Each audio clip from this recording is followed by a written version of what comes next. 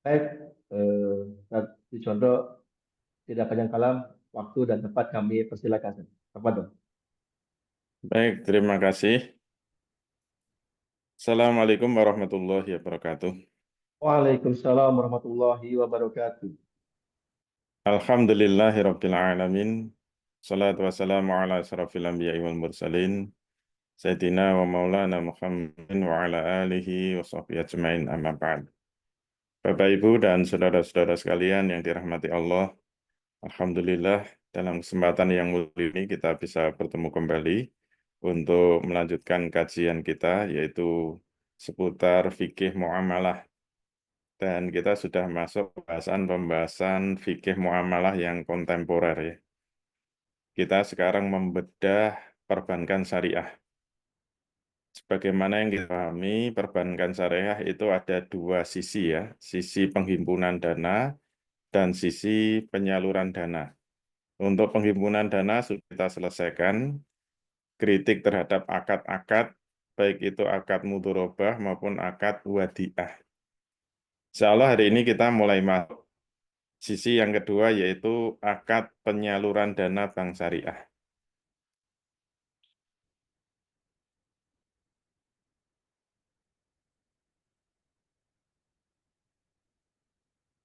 Karena ini sangat banyak, maka kita bagi-bagi menjadi beberapa pertemuan ya. Kita masuk bagian yang pertama dari hukum penyaluran dana bank syariah. Nah, kalau kita lihat seluruh akad yang ada di bank syariah itu ada 4 bagian ya.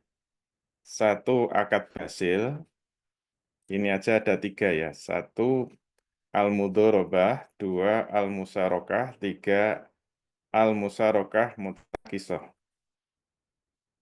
Yang kedua jual beli. Jual beli ini ada baik al-murabahah, kemudian as-salam, kemudian ada baik al-istisna. Yang ketiga akad sewa. Akad sewa ini ada al-ijarah dan ada al-ijarah al-muntahiyah bitamlik. Biasanya disingkat IMT ya. Al-ijarah al-muntahiyah bitamlik. Nomor 4 jasa. Jasa ada al-wakalah, kemudian al-kafalah, al-khawalah, ar-rohen, dan al-qard. Karena banyak kita bagi menjadi beberapa pertemuan. Kita mulai yang nomor 1 yaitu penyaluran dana bank syariah dengan akad al-mudharabah.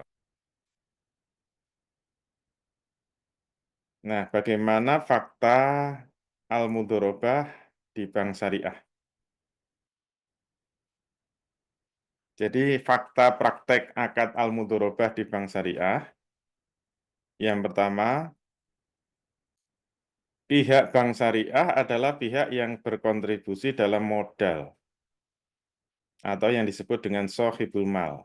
Nah, ini kebalikannya ya penghimpunan dana kemarin.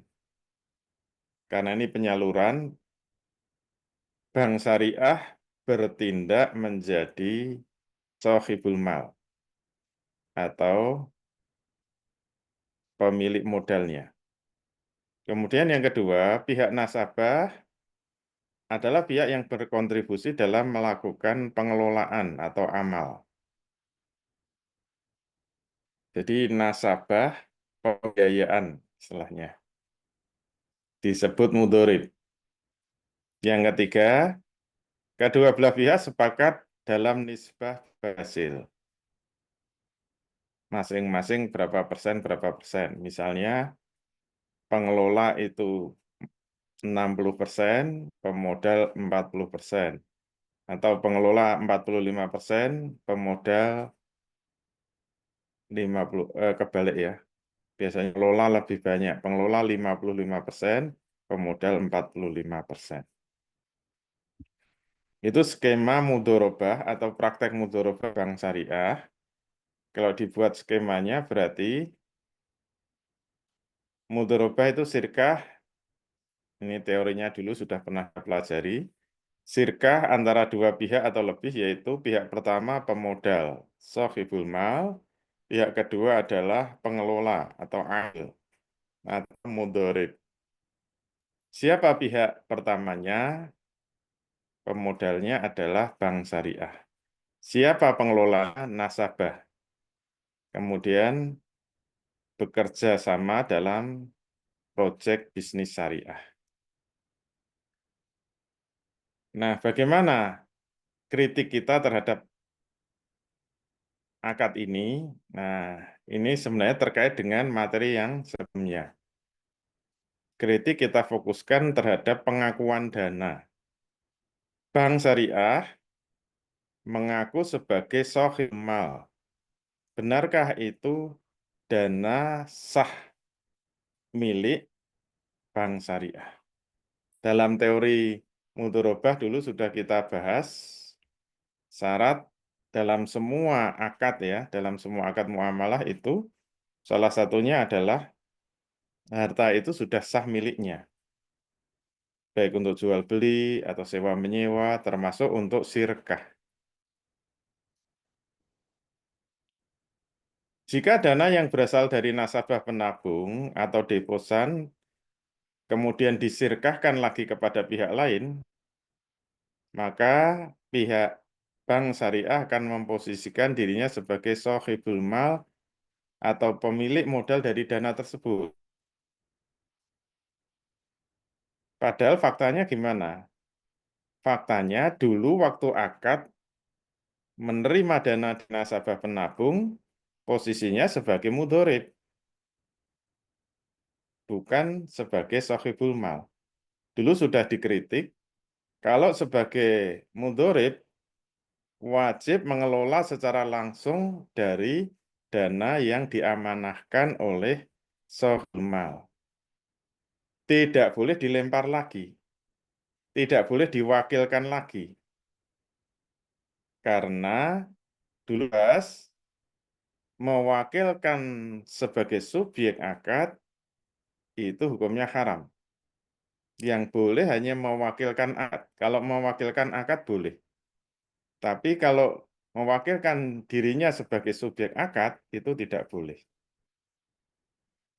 Dulu contohnya, kalau di kitab Nizam Iqtisadi itu contohnya menikah.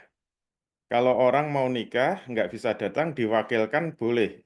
Tapi hanya wakil dalam akad nikah. Tapi kalau sudah akad nikahnya sah, malam pertama kok minta diwakili sebagai suami, hati-hati. Mewakilkan subjek akad, yaitu dirinya sebagai suami kepada orang lain, hukumnya haram. Demikian juga bank syariah, kalau dia sudah berakad menjadi mudorib, maka dia harus mengelola secara langsung. Kalau dia wakilkan lagi, posisi dia sebagai mudorib, hukumnya haram. Ini berlaku juga untuk makelaran ya. Jadi memang ada akad yang masih boleh dilempar, ada yang enggak. Kalau dia sudah menerima amanah menjadi makelar, itu artinya wakil untuk menjualkan barang. Kalau dia sudah siap menjadi makelar, yaitu menjadi wakil untuk menjualkan barang, maka tidak boleh dimakelarkan lagi. Tidak boleh dilemparkan lagi. Namanya samsaroh ala samsaroh. Memakelari makelar itu hukumnya tidak boleh. Dengan demikian, pihak bank syariah telah mengklaim dana nasabah penabung atau dana nasabah deposan diklaim sebagai dana miliknya. Padahal dulu amanahnya itu pengelola, bukan memiliki dana tersebut. Termasuk kalau akadnya wadiah, kalau wadiah itu titipan. Ingat, titipan tidak boleh memanfaatkan. Jadi wadiah al-amanah itu tidak bisa diwakilkan. Bagaimana kalau wadiah domanah? Dulu sudah kita bahas, wadiah domanah tidak ada. Yang ada ariyah. Kalau memang mau memakai titipan, barang titipan itu boleh akadnya ariyah. Dan karakter ariyah itu sama dengan wadiah, yaitu apa? Barang yang dititipkan kemudian dipakai, ketika dikembalikan itu harus barang yang sama, bukan barang yang berbeda. Itu kalau ariyah ya. Oleh karena itu, pengakuan terhadap dana nasabah penabung atau deposan sebagai milik bank syariah statusnya batal. Tidak boleh.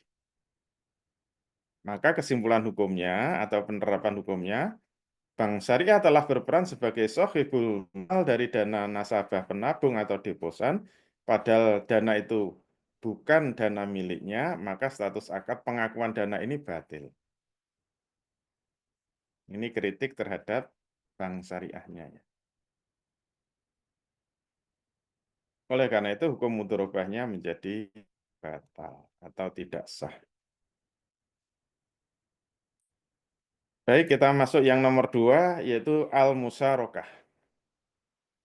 Al-musyarakah. Kita mulai dari fakta praktek al-musyarakah itu seperti apa.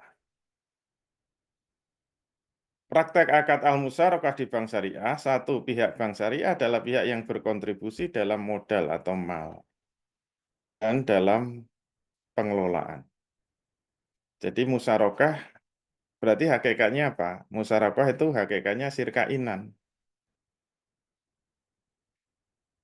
Jadi bank syariah harus berperan ganda, yaitu sebagai sohibul mal sekaligus sebagai pengelola.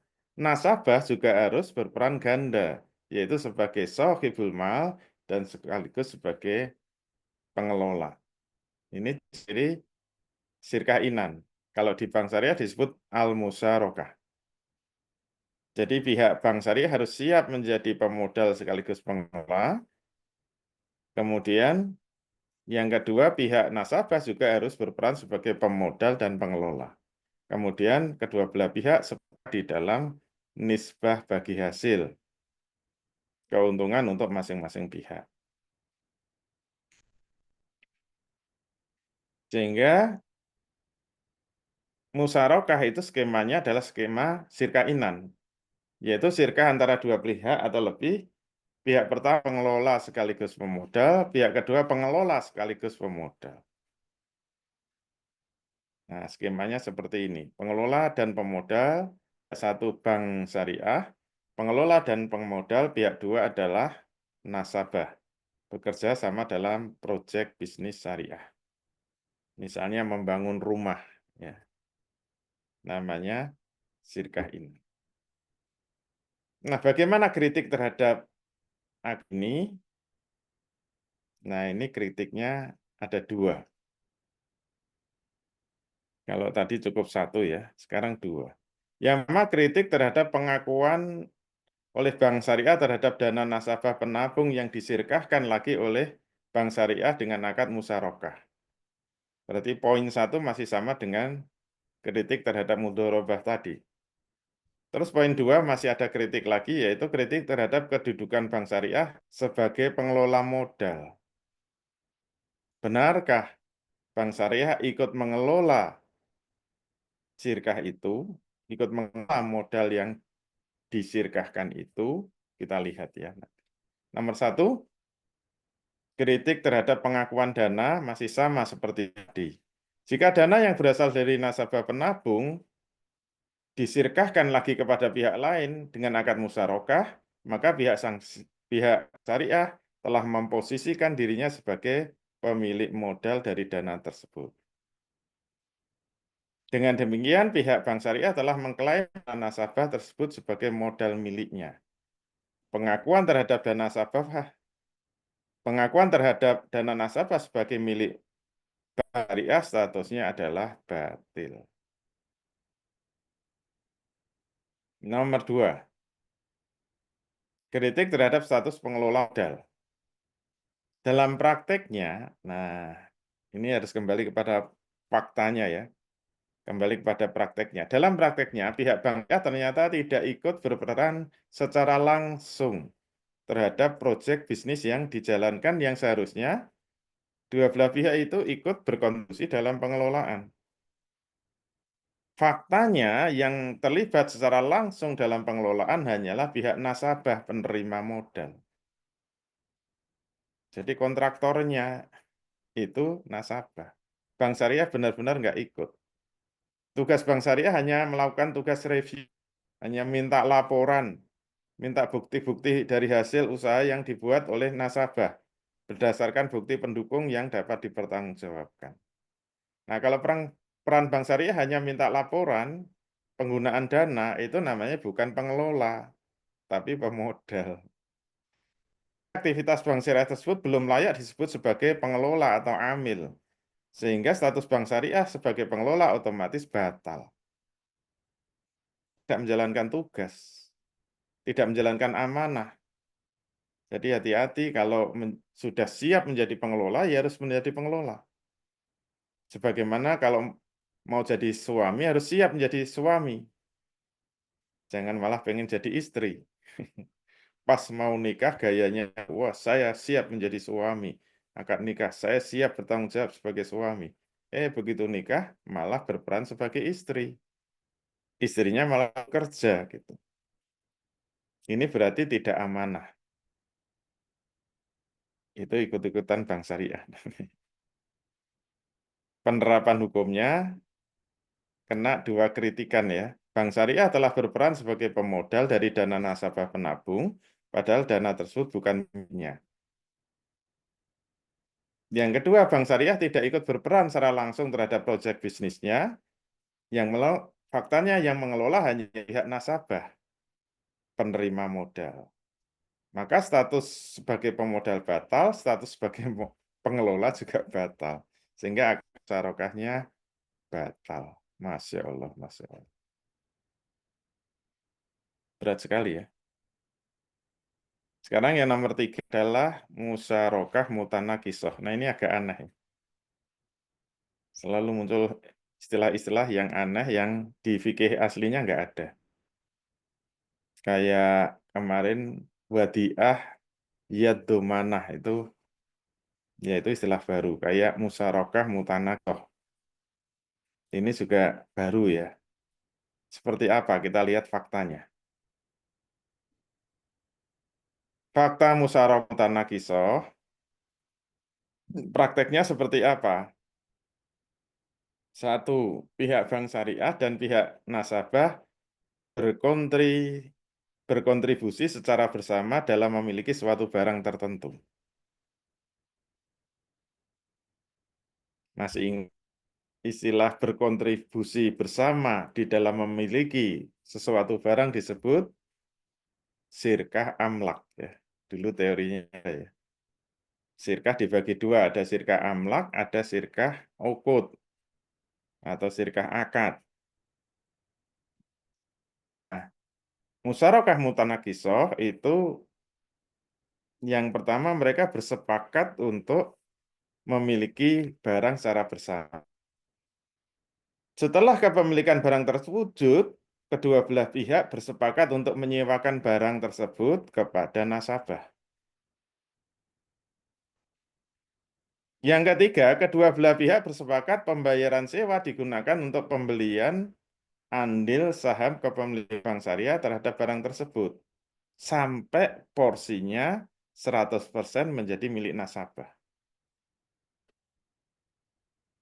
Misalnya disepakati sesuai dengan kontribusi modal. Biasanya modal dari bank syariah lebih besar. Orang datang ke bank itu mesti urusannya modal. Misalnya 30%, 70%. Membangun rumah secara bersama. Misalnya harga rumah 100 juta. Berarti 30 juta dari nasabah, 70 juta dari bank. Kemudian bangun rumah bersama. Biayanya 100 juta. Setelah jadi, berarti rumah itu milik bersama. Namanya apa? Sirkah amlak. Siapa pemilik rumah itu? Bank syariah dan nasabah. Dengan kontribusi 30%, 70%. Nah, setelah jadi, mereka sepakat untuk menyewakan rumah itu. Misalnya setahun harganya, sebulan sewanya 1 juta. Maka setiap dapat uang 1 juta, yang 700.000 itu haknya bank, 300.000 miliknya nasabah. Nah, ternyata uang yang 300.000 itu tidak diambil oleh nasabah, tapi digunakan untuk membeli share 70% dari bank itu. Dibeli setiap bulan, setiap bulan, setiap bulan. Tadi kan 70 juta ya. 70 juta berarti setiap bulan dicicil 300.000, 300.000, 300.000 sampai komplit 70 juta sehingga kepemilikan rumah itu 100% milik nasabah. Nah, itu namanya musyarakah mutanakisah. Jadi setelah jangka waktu penyewaan dan pembelian saham bank syariah selesai, maka barang itu menjadi 100% milik nasabah. Disepakati pula kontribusi bagi hasilnya berjalan mengikuti persentase. Jadi ketika sudah dibeli menjadi 60% milik bank, 40 milik bank, ya nanti bagi hasilnya begitu. Jadi membesar terus. Bukannya 300 terus ya. Jadi otomatis mengurangi, makanya disebut mutanakisah. Mengurangi share dari kepemilikan bank. Nah, cicilannya membesar terus. Pembelian share-nya sesuai dengan kontribusi modalnya. Asalnya 70-30, terus berjalan berapa bulan menjadi 60-40, terus 50-50, terus mengecil 40-60, terus 37 sampai habis 0:100. Kalau sudah 0 milik bank syariah, 100% milik nasabah, maka rumah itu menjadi 100% milik nasabah. Itu skema musyarakah mutanakisah. Itu gantinya apa? Gantinya akad yang murabahah itu biasa. Boleh apa enggak? Kita lihat skemanya ya. Skemanya bank syariah sebagai pengelola dan pemodal, nasabah pengelola dan pemodal, sama-sama membangun rumah. Juga membeli mobil, enggak harus rumah. Yang jelas memiliki barang itu secara bersama, kemudian barang itu ditawarkan kepada nasabah, kemudian setiap sewa dibayarkan, itu diambil uang sewa share milik nasabah, tapi digunakan membeli sahamnya. Baik, bagaimana kritik terhadap akad musyarakah mutanakisah? Wah, ini banyak kritiknya ya. 1. Kritik terhadap pengakuan dana, kena lagi. Terhadap dana nasabah penabung yang disirkahkan oleh bank syariah dengan akad musyarakah tadi. 2. Kritik terhadap akad musyarakah. Bisa nggak itu disebut musyarakah? Mutanakisah. Musyarakahnya ditinjau dulu. Kemudian ada sewa menyewa tadi. Berarti ada kritik terhadap akad ijarahnya. 4. Kritik terhadap akad jual beli saham bank syariah oleh nasabah. 5. Kritik terhadap terjadinya penggabungan akad sirkah dengan akad ijarah dan akad jual beli. 3 ya. Ada sirkah, ada ijarah, ada jual beli. Baik. Ada 5 ya. Nomor 1 masih sama kayak tadi. Jika dana yang berasal dari nasabah tersebut disirkahkan kepada pihak lain, disirkahkan lagi ya kepada pihak lain dengan akad musyarakah mutanakisah, maka pihak bank syariah akan memposisikan dirinya sebagai pemilik modal dana tersebut. Dengan demikian, bank syariah telah mengklaim dana nasabah tersebut menjadi modal miliknya. Pengakuan terhadap dana nasabah sebagai modal milik itu batil. Kenapa? Karena bank syariah itu posisinya ketika menerima dana dari nasabah penabung itu sebagai pengelola, bukan sebagai pemilik modal. Nomor 2, kritik terhadap akad musyarakah. Kalau memiliki rumah secara bersama, memiliki mobil secara bersama, bisa disebut musyarakah. Padahal musyarakah itu syirkah inan. Dan syirkah inan itu adalah turunan atau bagian dari syirkah atau syirkah akad. Nah, musyarakah mutanakisah seharusnya merupakan syirkah akad, bukan syirkah amlak. Jadi kalau maunya memiliki rumah secara bersama atau memiliki mobil secara bersama, jangan menyebut dengan kata musyarakah. Tapi harusnya syirkah amlak. Nah, syirkah amlak itu apa? Dulu sudah kita definisikan tapi nggak ada Arabnya ya. Biar kelihatan fikih harus ada Arab cemasnya. Syirkah amlak itu disebut syarikatul milki. Syarikatul milki hiya ayam lika muta'addidun ainan au dainan bi irsi au bai'in au ghairi hima. Syirkah amlak itu adalah ayam lika muta'addidun ainan, memiliki barang secara bersama. Atau dainan, memiliki utang secara bersama. Biirsi yang didapat melalui sebab pewarisan, au bai'in atau didapat membeli secara bersama, au ghairihima atau yang lainnya. Bisa juga sama-sama kontribusi untuk membangun rumah atau sama-sama berkontribusi untuk membeli mobil.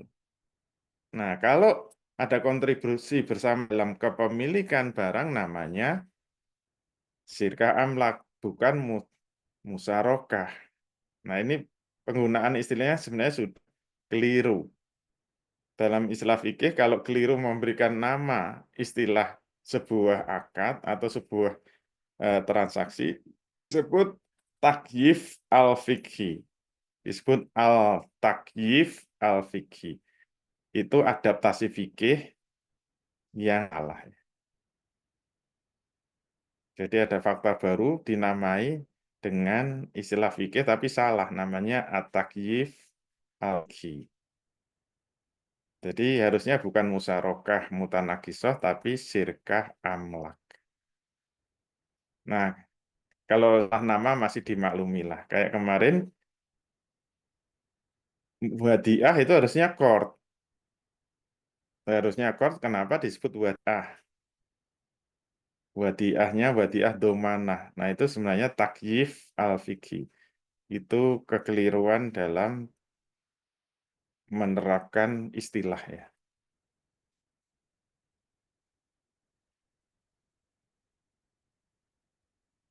Oleh karena itu kalau dianggap ya hanya keliru dalam mengistilahkan ya nggak apa-apa lah. Nah, sebenarnya kalau mereka mau bersama memiliki suatu barang dan disebut syirka amlak, hukumnya boleh. Jais ya. Nomor 3, bagaimana akad ijarahnya? Hukum menyewakan aset milik bersama kepada pihak ketiga, misalnya sama-sama punya rumah, kemudian disewakan kepada pihak lain, boleh enggak? Hukumnya ada ikhtilaf ya. Ada yang membolehkan, ada yang tidak. Tapi kalau hukum menyewakan aset milik bersama kepada salah satu syarik, kepada salah satu pihak, itu seluruh ulama membolehkan tanpa ada ikhtilaf.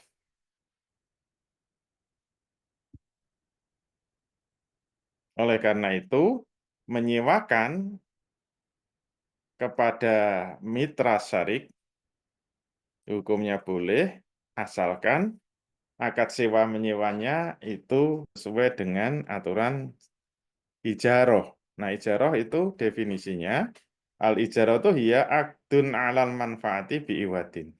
Akad atas suatu manfaat yang diberikan imbalan upah. Sehingga kesimpulan apa? Hukum asal ijarah atau sewa adalah mubah. Jadi praktek kalau itu sirkah amlak kemudian disewakan kepada nasabah, hukumnya boleh. Baik. Yang keempat, tapi tidak cuma menyewakan, kemudian ada jual beli saham. Boleh nggak kita lihat? Maka jual beli saham atau porsi dalam bahasa Arab disebut khisoh. Kepada salah satu mitra sirkah disebut hak syuf'ah. Jadi biasanya kalau sirkah selesai, tapi masih dalam bentuk aset, ini kan harus dijual. Maka dalam hukum Islam ada hak syuf'ah. Harus ditawarkan kepada mitra sirkah dulu. Jangan langsung ditawarkan pihak luar. Namanya hak syuf'ah. Syuf'ah itu apa? As-syuf'ah itu ya istihqaq istihqaqu as-syariki inda'a khissati syarikihi al muntakilati anhu min yadi maning qalat ilaihi.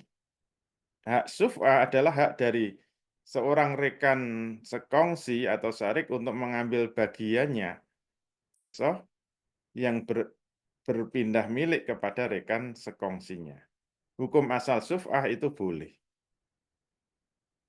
Jadi yang harus diutamakan sebelum ditawarkan kepada pihak luar. Nah, jadi hukum pembelian saham di mita syarik oleh nasabah hukumnya boleh. Wah, sudah 4 lolos semua ini. Nomor 1 nggak lolos ya. Berarti nomor 2, 3, 4 lolos. Tinggal nomor 5. Nah, ini yang berat yaitu apa? Penggabungan akad. Telah terjadi penggabungan akad, yaitu ada sirkah amlak tadi ya, digabung ijaroh, digabung jual beli saham. Itu kalau dituangkan dalam draft, saya mau bersirkah amlak dengan Anda, syaratnya nanti saya harus menyewa rumah itu. Dan syaratnya pula hasil uang sewa itu harus digunakan untuk membeli saham Anda. Itu langsung 3 akad sebenarnya. Nah, kalau akadnya langsung dengan syarat sampai 3 syarat tadi hukumnya haram. La yakhillu, itu berarti tidak halal. La yakhillu salafun wa bai'un. Tidak halal menggabungkan akad pesanan dengan akad jual beli. Nah, yang kena yang kedua ini, wala sartoni fi bai'in. Dan tidak halal juga ada 2 di dalam jual beli. Ya, saya mau beli syaratnya apa? Bersirkah dulu, kemudian menyewakan dulu, baru kemudian dibeli. Itu 3 syarat di dalam 1 syarat. Tidak hanya multi akad, 2 atau double akad, tapi sudah triple akad.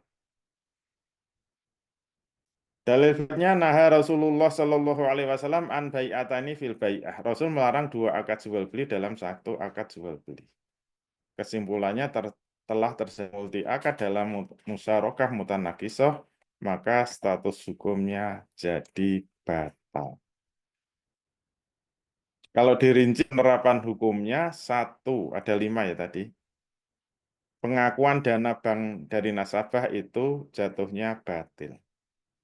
2, telah terjadi kekeliruan di dalam penamaan musyarakah yang seharusnya sirka amlak.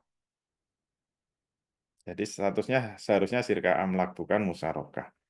Nah, yang ketiga terjadi multi akad, penggabungan sirka amlak digabung ijaroh, digabung jual beli share atau jual beli andil. Kalau satu-satu boleh. Jadi kalau opsi-opsi saja boleh, tapi kalau langsung 1 akad harus setuju ketiga-tiganya, jatuhnya malah batal. Kesimpulannya musyarakah mutanakisah batal. Masya Allah. Kok batal semua ya? Assalamualaikum warahmatullahi wabarakatuh. Waalaikumsalam warahmatullahi wabarakatuh. Masya Allah, luar biasa ya penyampaian materinya. Baik, Ikhwan Fillah, wah, Ahwat, Alhamdulillah penyampaian materi sudah selesai. Insyaallah mudah-mudahan apa yang disampaikan menambah ilmu kita semuanya, insya Allah ya. Bismillah ya. Gitu kan. Baik, jika ada yang ingin bertanyakan, mangga di kolom chat di Zoom, mangga silakan dituliskan pertanyaannya atau mau via WhatsApp di nomor saya pribadi 0856 9541 8281. Sekali lagi di 0856 9541 8281. Mangga silakan untuk menyampaikan pertanyaannya seperti demikian. Mangga silakan. Ya, baik Ustaz. Sebelum ada pertanyaan dari peserta kita ataupun juga dari apa namanya yang hadir di Zoom ini, mungkin sedikit pertanyaan Ustaz. Nah, pertama, saat ini kan banyak orang-orang yang belum memahami ilmu seperti ini Ustaz, terkait dengan namanya ingin mendapatkan pembiayaan di apa namanya secara syariah gitu kan. Karena mereka tidak udah paham bukan konvensional itu nggak bisa, maka larinya ke syariah. Seperti itu pembiayaan-pembiayaannya ingin memiliki rumah, ingin memiliki kendaraan ataupun barang-barang yang lainnya seperti itu.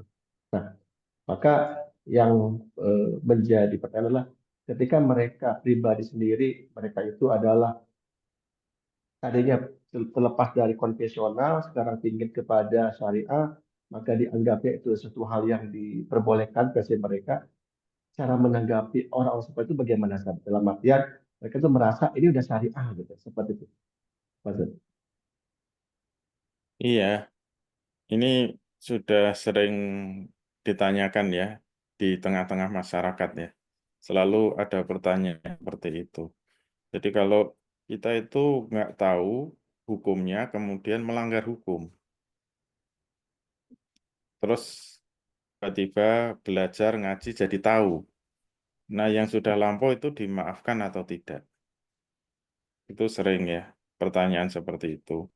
Maka sebenarnya di kitab Nizam Iqtisad di fil Islam itu ada jawabannya, yaitu tergantung uzur. Uzur itu kondisi lingkungannya. Kalau lingkungannya itu ada uzur, maka dimaafkan.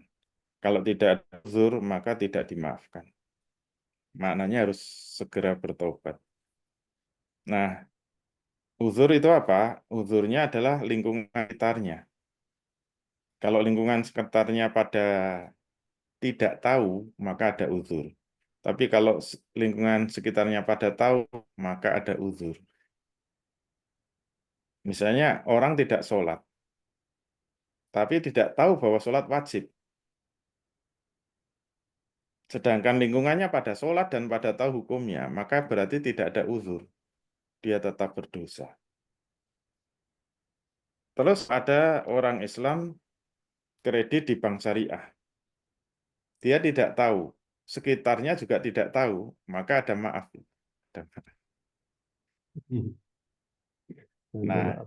masalahnya kalau kemudian dia tahu, dia memang harus segera meninggalkan. Tapi yang lama memang dimaafkan. Itu hanya untuk kasus ketidaktahuan. Tapi tetap masih ada hukum ketika dia tidak mau berusaha untuk selalu mencari tahu.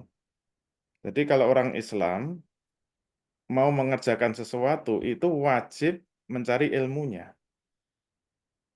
Di pesantren disebut ilmu hal ya. Ilmu hal itu ilmu yang harus segera diilmui sebelum beramal. Misalnya dia haji, maka dia harus segera belajar fikih haji.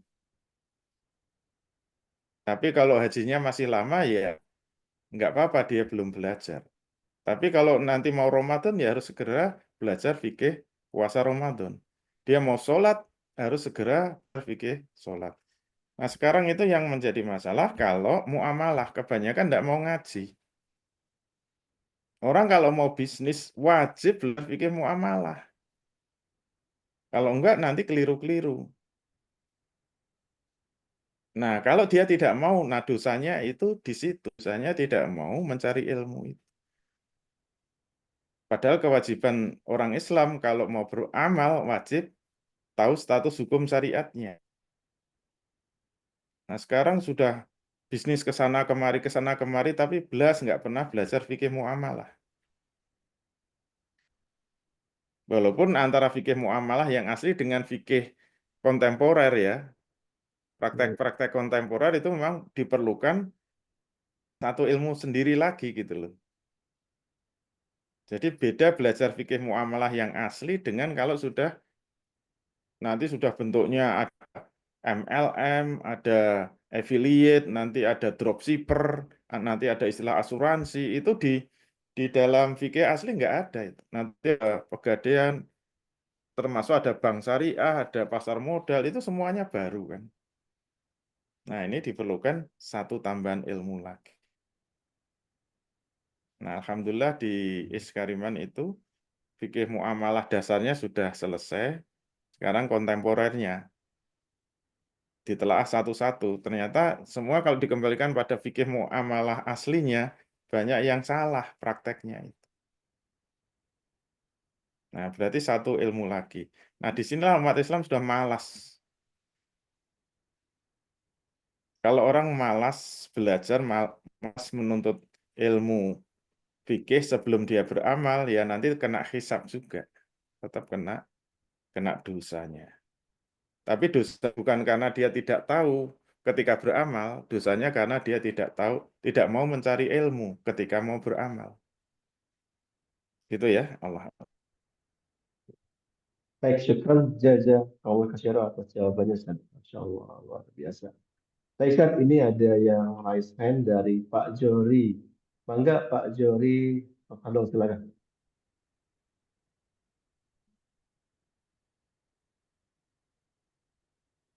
Minta bantuannya mungkin di itunya, di pos, Pak Jori. Maka silakan Pak Jori, Bang. Baik, terima kasih. Assalamualaikum warahmatullahi wabarakatuh. Waalaikumsalam warahmatullahi wabarakatuh. Terima kasih atas kesempatannya Pak Yadi dan Pak Ustadz Dwi Condro. Eh, ada hal yang menarik dari penjelasan Bapak tadi, yang kemudian insya Allah saya eh, memberanikan diri untuk bertanya. Dari pemaparan beberapa kali pertemuan, dapat saya mengambil satu pelajaran bahwa terkait dengan praktek-praktek yang dilakukan oleh Bank Muamalah ini secara hukum atau fikihnya, dalam prakteknya, dalam faktanya banyak yang menyimpang atau kurang tepat lah gitu. Nah, mungkin pertanyaan saya jadi menggelitik dengan kondisi seperti ini, apa akibatnya kan tadi Pak Ustadz menyampaikan kalau cuma perbaikan istilah saja, oke lah, nggak masalah gitu. Tapi kan ada dampak kemudian terhadap praktek atau fakta yang diberlakukan oleh Bank Muamalah itu terhadap kita pada akhirnya. Nah, eh, apakah kondisi seperti ini itu ada satu dorongan, motivasi ataupun eh, hal yang mereka memang, saya pikir kan mereka juga di balik mereka tuh banyak-banyak juga pakar-pakar fikih juga hukum kan seperti itu. Tapi setelah dikupas tadi itu kan yang menarik adalah kita mendapati bahwa beberapa hal istilah bahkan prakteknya itu dikatakan batil. Nah, apakah ini ada suatu motivasi atau dorongan lain yang quote and quote memanfaatkan kekurang tahuan kita sebagai umat yang saat ini sudah mulai giroh untuk beralih kepada yang namanya syariah, tapi dalam faktanya mereka tidak mengarahkan pada hal yang memang semestinya harus diberlakukan kepada kita. Nah, apakah ada satu motivasi lain yang akhirnya membuat dalam faktanya bertentangan atau batil seperti itu, Pak Ustadz? Mohon maaf. Terima kasih. Wassalamualaikum warahmatullahi wabarakatuh. Waalaikumsalam warahmatullahi wabarakatuh. Cepat dulu, Ustaz. Baik, terima kasih. Sebenarnya pihak Gas Bank Syariah, ulama-ulamanya, itu sebenarnya sudah menyadari kok. bahwa akad-akad di bank syariah itu memang banyak salahnya. Sudah dari dulu awal-awal waktu lagi gencar-gencarnya lahir bank syariah itu tahun 2000-an ya. Kita juga banyak memberikan masukan, sering kita adakan seminar dengan kampus kami. Kita mendatangkan tokohnya ya, seperti saya sebut Pak Syafi'i Antonio, termasuk Pak Adi Warman Karim, itu yang kita sudah akrab dengan beliau. Kita sudah sering memberikan masukan. Dan setiap kita memberikan kritik, mereka menerima kok. Iya memang masih ada yang salah, masih ada yang keliru. Tapi seingat saya, mohon maaf ya, lalu memunculkan kaidah fikih ya. Mala yudroku kuluh, wala yudsroku kuluh. Selalu itu yang kita ingat. Kalau kamu itu tidak bisa melakukan semuanya, tapi ya jangan tinggalkan semuanya. Selalu itu yang dimunculkan. Ya tahu bank syariah banyak salahnya, tapi ya jangan tinggalkan semua. Kita perbaikilah bareng-bareng gitu. Ya saya senang dengan apresiasi kritik yang kita berikan, tapi ternyata ya sampai sekarang nggak pernah ada ada usaha yang serius untuk memperbaiki. Padahal kritik sudah terus kita berikan. Sampai saya sempat menulis buku rekonstruksi bank syariah, itu juga kita sudah berikan kemana-mana juga nggak ada usaha untuk memperbaiki, padahal mereka sebenarnya tahu bahwa itu adalah ada kekeliruan, kesalahan. Bahkan terakhir teman kita yang dari Banjarmasin itu disertasi S3-nya itu kritik terhadap fatwa DSN MUI yang diamalkan di Bank Syariah. Itu yang menguji profesor salah satunya dari memang ulama yang berada di DSN MUI. Dalam ujian doktoral itu mengakui memang banyak kelemahan-kelemahan dan kesalahan dalam fatwa DSN MUI. Tapi ya selalu berlindung di balik itu. Ya kalau belum bisa sempurna jangan tinggalkan semuanya. Nah, ini kayaknya menjadi kesalahan berjamaah dari ulamanya. Nah, selain itu memang kita harus tahu bagaimana proses pengambilan fatwa di MUI ya. Kebetulan saya pernah di MUI. Jadi pengambilan fatwa di MUI itu berdasarkan kolektif kolegial, ikut-ikutan KPK ya. Jadi sebenarnya keputusannya itu secara kolektif melalui sidang pleno.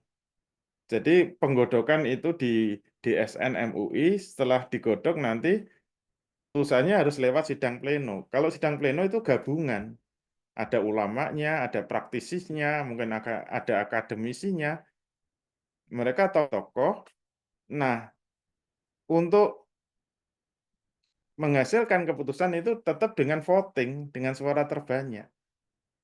Ini tidak dengan proses ijtihad. Itu yang terjadi di MUI. Jadi menggunakan sistem demokrasi juga, suara tanya. Padahal pleno itu tidak hanya ulama isinya, itu campuran. Nah, selalu keluar fatwa itu setelah pleno. Nah, ini yang kita sayangkan.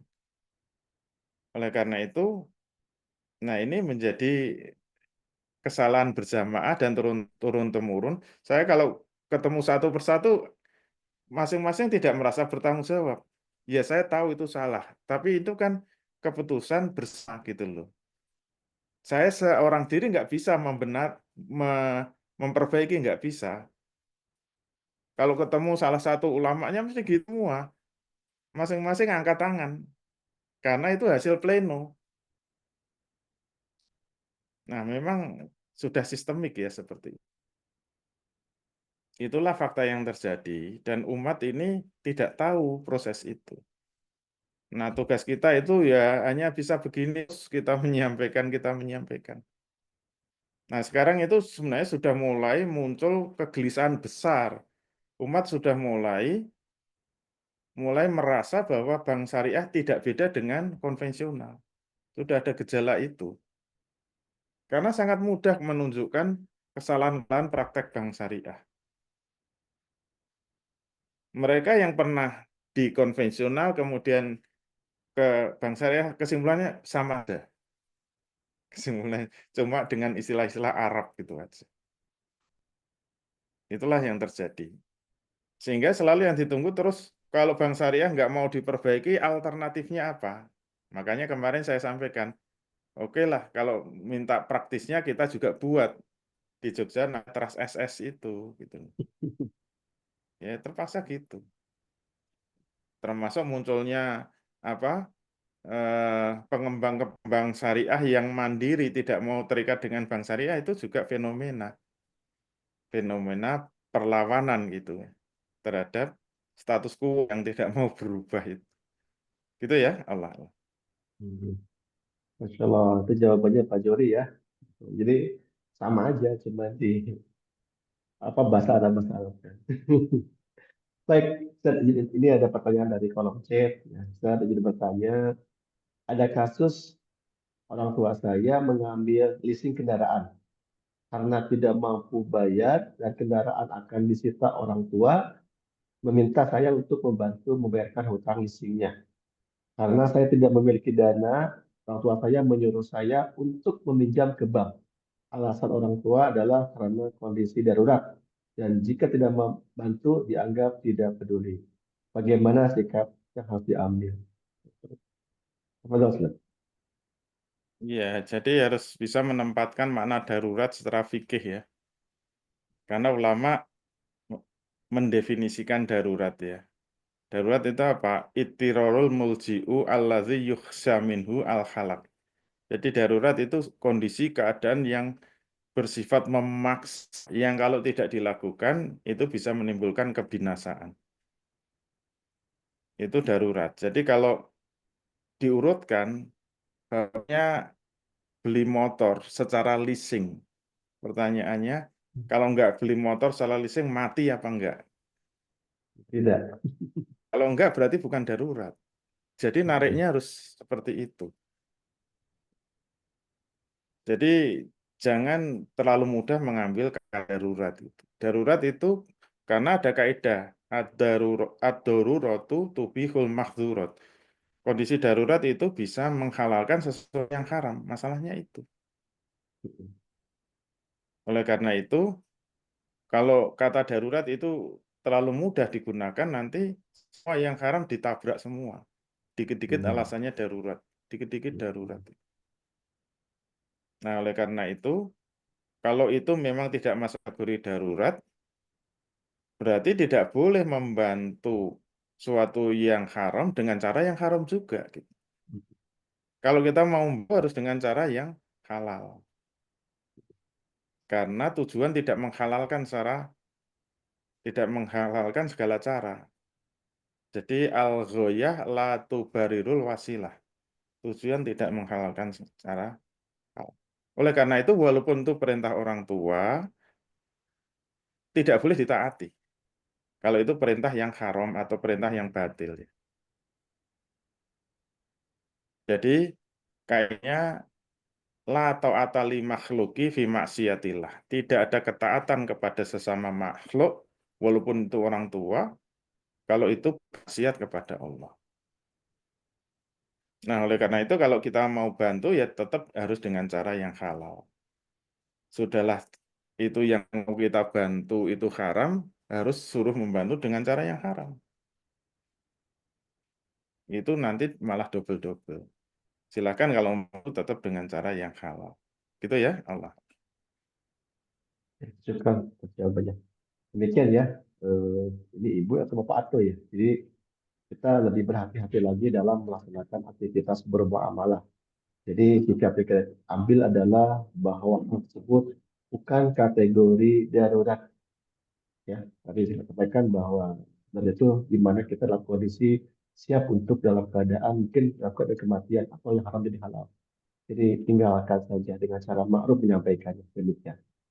Baik, berikutnya ada pertanyaan berikutnya dari Kang Tresna. Apa izin bertanya, ada seorang ustadz yang menjelaskan maklar, memaklarkan boleh asal ada izin pemiliknya atau ownernya. Yang tidak boleh itu makelar memaklarkan tanpa izin pemilik atau tanpa diketahui owner. Mohon penjelasannya kepada saya. Ya itu kalau ditarik sebagai akad wakalah, ya boleh saja asal ada izin. Kalau diizinkan itu maknanya pindah makelar. Boleh kalau diizinkan, berarti nanti makelar pertama jangan minta fee. Kalau mau ya silahkan, itu kan hanya pindah makelar saja. Diizinkan berarti makelarnya pindah. Berarti yang cari pembeli kan makelar kedua. Kalau makelar kedua itu dapat pembeli, pertanyaannya makelar satu minta fee enggak? Kalau minta fee atas dasar apa dia minta fee, wong dia nggak kerja kok. Yang kerja kan makelar kedua. Jadi boleh saja kalau pemilik barangnya mengizinkan tuh, kalau mengizinkan maknanya pindah makelar gitu loh. Bukan mengizinkan memakelari makelar. Gitu ya, Allah. Ya. Ya, demikian Kang Presna ya. Jadi intinya adalah pindah makelar. Jadi yang pertama tidak dapat fee dari ownernya. Jadi fee-nya pindah ke makelar yang berikutnya. Seperti itu. Jelas ya Kang Presna ya? Sama ya. Baik, Ustaz, berikutnya ada pertanyaan berikutnya dari Kang Wahyu. Ya, apakah non-Muslim boleh bertransaksi dalam arti memanfaatkan jasa perbankan syariah? Terima kasih. Wahyu, CSIK Karawang. Benar, Ustaz? Ya, non-Muslim prinsipnya dia melakukan apa saja boleh. Berzina boleh, korupsi boleh, merampok boleh, membunuh juga boleh. Sebagaimana dia bermuamalah secara syariah ya boleh. Menolong boleh, membantu boleh, jual beli boleh, semuanya boleh. Kenapa? Karena besok masuk neraka. Dan tidak dihisap itu. Semua perbuatannya tidak dihisap. Ayatnya kan ulaikal ladzina kafaru bi ayati rabbihim fahabitat a'maluhum fala nuqimu lahum yaumal qiyamati wazna. Itu Al-Kahfi ayat 105 ya kalau nggak salah. Mereka itulah orang-orang yang telah kafir terhadap ayat-ayat Tuhannya. Yaitu ketika beramal, dia itu tidak berdasarkan Al-Quran dan As-Sunnah. Fahabitat a'maluhum. Semua amalnya diputus oleh Allah. Semua amalnya dihapus oleh Allah. Fala nuqimu lahum yaumal qiyamati wazna. Dan tidak akan dinilai besok di hari kiamat dalam timbangannya Allah. Jadi dinilai aja tidak. Jadi orang non-muslim suka-suka kamu lah.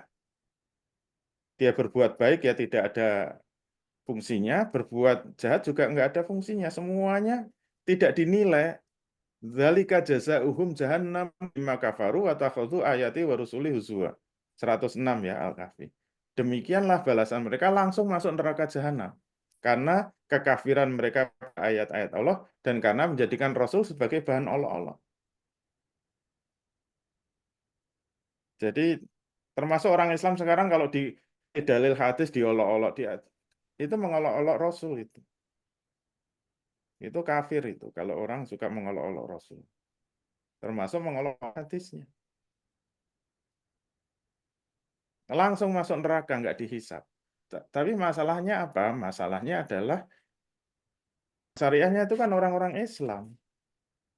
Pegawai-pegawainya Muslim gitu. Yang kena hisap itu yang Muslim. Kalau non-Muslim lah suka-suka. Mau berzina terus ya silahkan.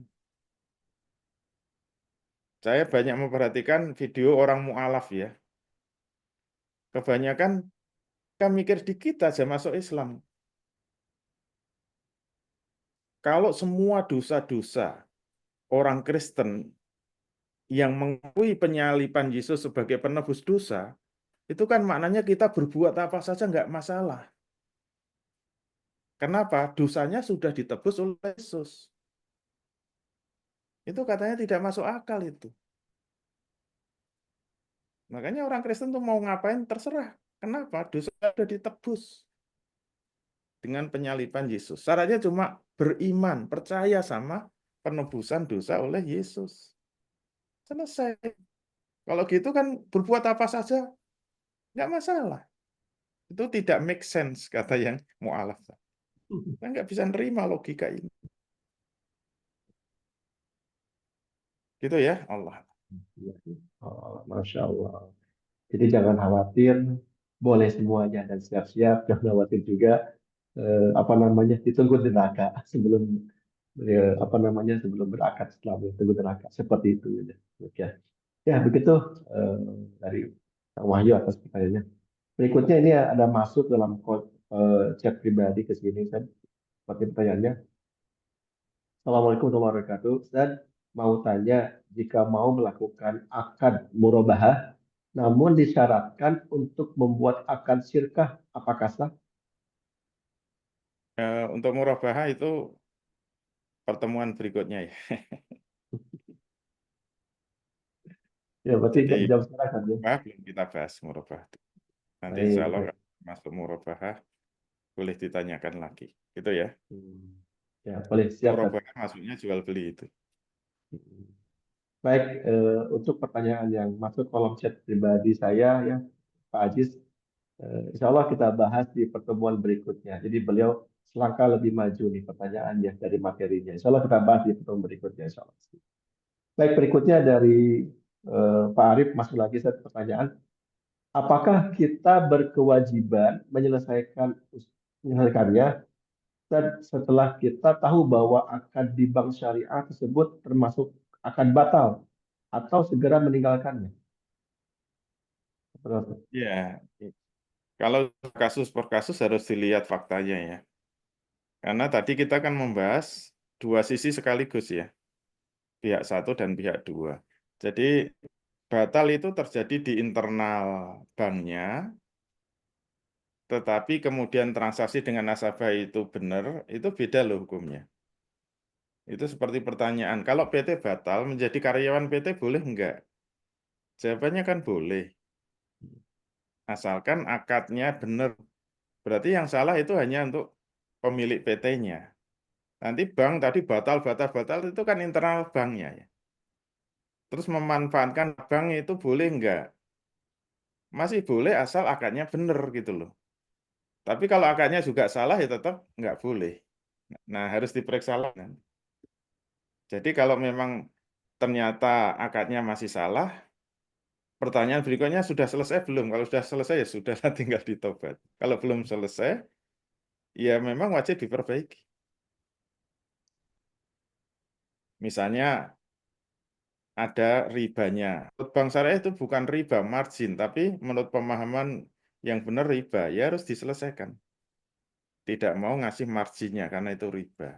Nah, itu ya kalau masih tersisa. Gitu ya, Allah. Syukran, jazakallahu khairan. Ya, demikian jawabannya. Jadi perbaiki akad ya. Agar apa? Sesuai dengan syariat. Insya Allah. Baik, teman-teman semuanya, Bapak Ibu semuanya, waktu tinggal kurang lebih 8 menit lagi. Jika masih ada pertanyaan, boleh satu pertanyaan kembali ditampilkan di sini. Jika ada, maka silahkan. Kami tunggu, mungkin kurang lebih ada 8 menit lagi. Jika tidak ada, mungkin pertemuan ini sampai di sini. Mungkin sebelum kita tutup, ada closing statement dulu, boleh Seth? Apa dong? Baik, Alhamdulillah. Hari ini kita membahas penyaluran dana bank syariah ada 3 ya, dengan akad mudorobah, dengan akad musyarakah, dan akad musyarakah mutanakisah. Harapannya kalau sudah tahu kesalahan-kesalahannya, kalau mau diperbaiki bisa sebenarnya. Asal ada niatan, jangan cuma siap diperbaiki, tapi sampai sekarang udah mungkin 20 tahun berjalan, ya masih begitu-begitu aja akadnya. Nah, semoga bermanfaat. Mohon maaf kalau ada kesalahan kurangan. Assalamualaikum warahmatullahi wabarakatuh. Waalaikumsalam warahmatullahi wabarakatuh. Jazakallah khairan katsira atas ilmunya yang telah sampaikan kepada kita semuanya. Mudah-mudahan kita semuanya bisa menerapkan dalam kehidupan sehari-hari. Karena ilmu yang berkah adalah ilmu yang menjadikan kita sebagai pijakan dalam kehidupan sehari-hari kita, insya Allah. Mudah-mudahan Ustaz panjang umur dan juga senantiasa dimudahkan, dilancarkan rezekinya dan juga hal-hal yang lainnya, insya Allah. Itu kan.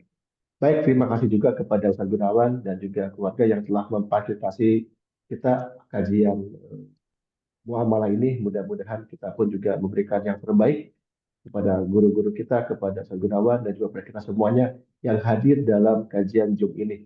Masya Allah, mudah-mudahan pertemuannya pertemuan yang berkah, pertemuan yang senantiasa Allah ridhoi di dalamnya. Baik, kita tutup dengan istighfar, hamdalah, dan doa kafaratul majlis.